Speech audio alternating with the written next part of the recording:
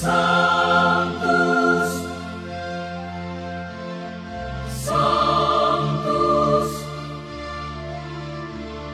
Sanctus Dominus Deus Sabaoth.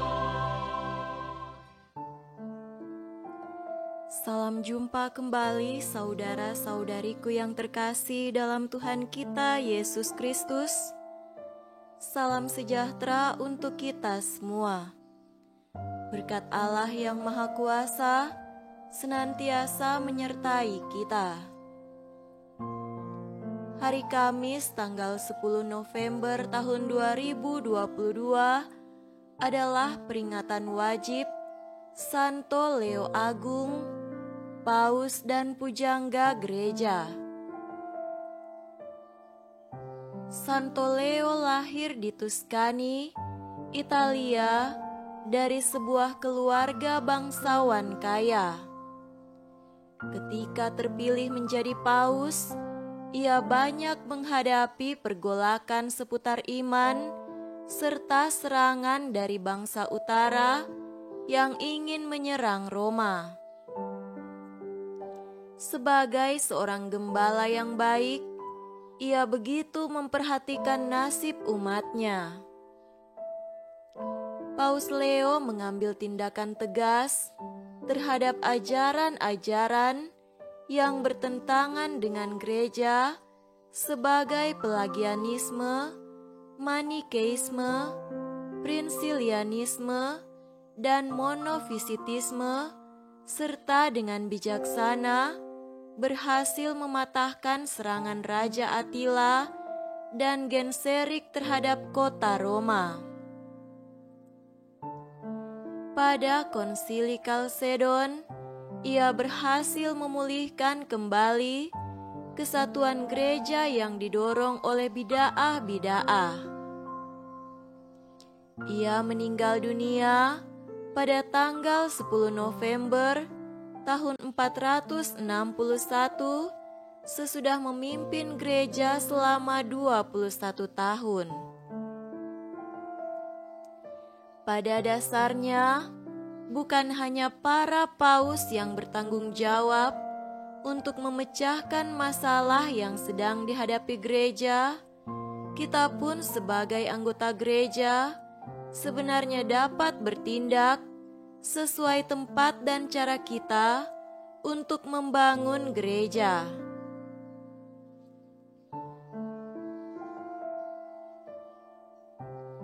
Marilah kita mendengarkan dan merenungkan bacaan-bacaan kitab suci.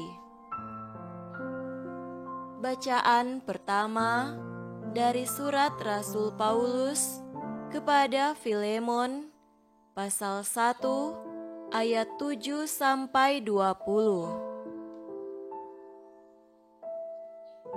Dari kasih-Mu sudah kuperoleh kegembiraan besar dan kekuatan, sebab hati orang-orang kudus telah Kau hiburkan saudaraku.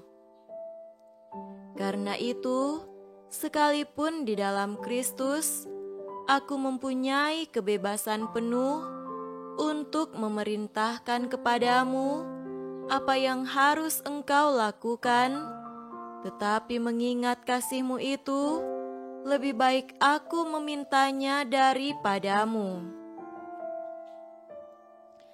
Aku Paulus, yang sudah menjadi tua, lagi pula sekarang dipenjarakan karena Kristus Yesus, mengajukan permintaan kepadamu mengenai anakku yang kudapat selagi aku dalam penjara, yakni Onesimus. Dahulu memang dia tidak berguna bagimu, tetapi sekarang sangat berguna, baik bagimu maupun bagiku. Dia kusuruh kembali kepadamu, dia yaitu buah hatiku. Sebenarnya aku mau menahan dia di sini sebagai gantimu untuk melayani aku selama aku dipenjarakan karena Injil, tetapi tanpa persetujuanmu, aku tidak mau berbuat sesuatu, supaya yang baik itu jangan engkau lakukan seolah-olah dengan paksa, melainkan dengan sukarela. Sebab mungkin karena itulah Dia dipisahkan sejenak daripadamu, supaya engkau dapat menerimanya untuk selama-lamanya, bukan lagi sebagai hamba, melainkan lebih daripada hamba, yaitu sebagai saudara yang kekasih. Bagiku sudah demikian, apalagi bagimu, baik secara manusia maupun di dalam Tuhan. Kalau engkau menganggap aku temanmu seiman, terimalah dia seperti aku sendiri. Dan kalau dia sudah merugikan engkau ataupun berhutang padamu, tanggungkanlah semuanya itu kepadaku. Aku, Paulus, menjaminnya dengan tulisan tanganku sendiri.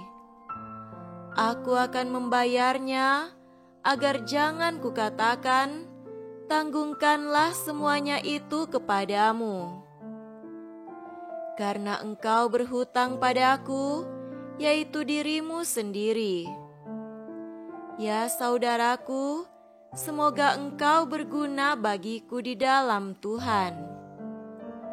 Hiburkanlah hatiku di dalam Kristus. Demikianlah sabda Tuhan. Syukur kepada Allah.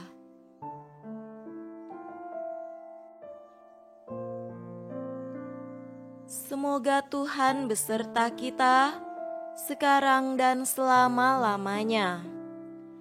Inilah Injil suci menurut Lukas. Dimuliakanlah Tuhan. Injil Lukas pasal 17 ayat 20 sampai 25.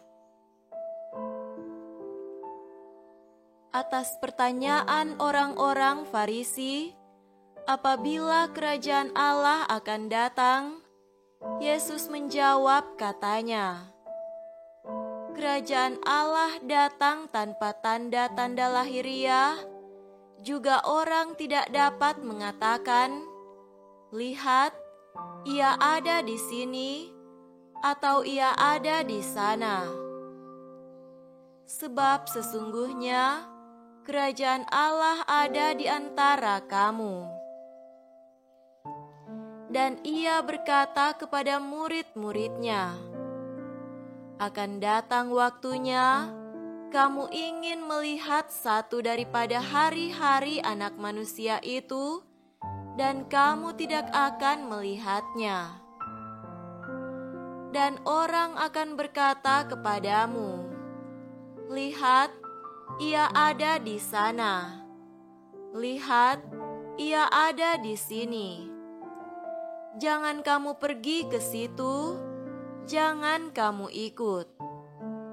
Sebab sama seperti kilat memancar dari ujung langit, yang satu ke ujung langit yang lain, demikian pula lah kelak halnya Anak Manusia pada hari kedatangannya. Tetapi ia harus menanggung banyak penderitaan dahulu dan ditolak oleh angkatan ini." Demikianlah sabda Tuhan. Terpujilah Kristus.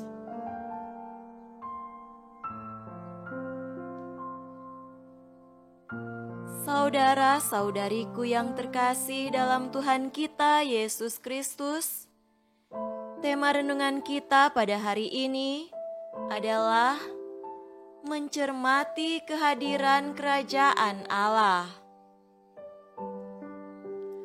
Konon jika seseorang belum pernah menghabiskan waktu untuk menanti, maka ia belum pernah memikul pekerjaan terberat.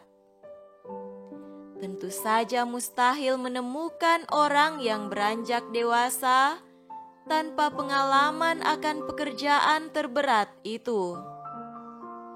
Jika kita cermati, sepanjang hidup kita selalu saja ada yang ditunggu dan dinantikan.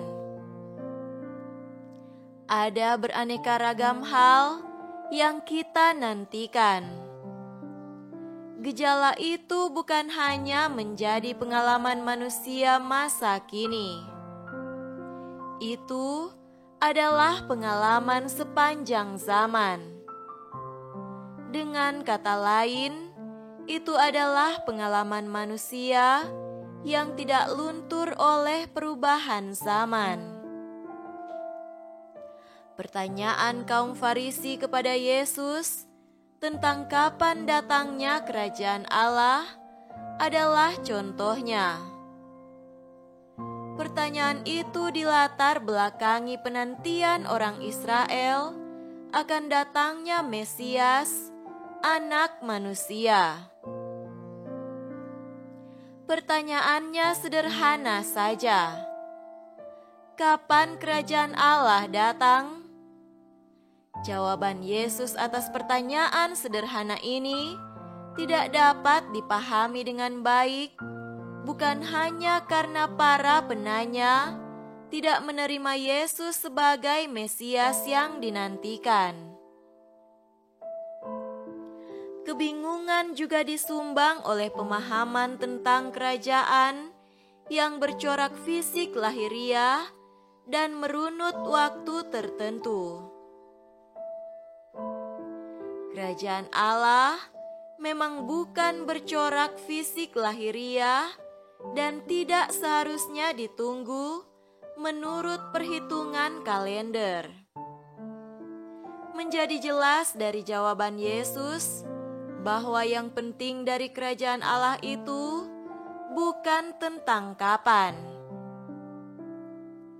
Yang seharusnya menjadi fokus dalam menyambut dan menerima kerajaan Allah ialah tentang corak atau sifat kerajaan Allah itu.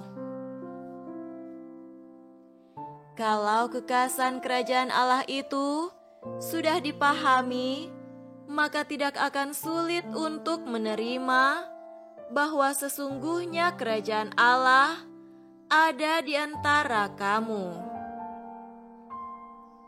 Sebagai suatu peristiwa, kerajaan Allah memang sudah datang dan akan datang dalam kepenuhannya pada akhir zaman. Saudara-saudariku terkasih, kaum Farisi memang gagal melihat kerajaan Allah yang di depan mata mereka. Karakter kerajaan Allah yang hadir jernih di dalam Yesus tidak dapat diselami.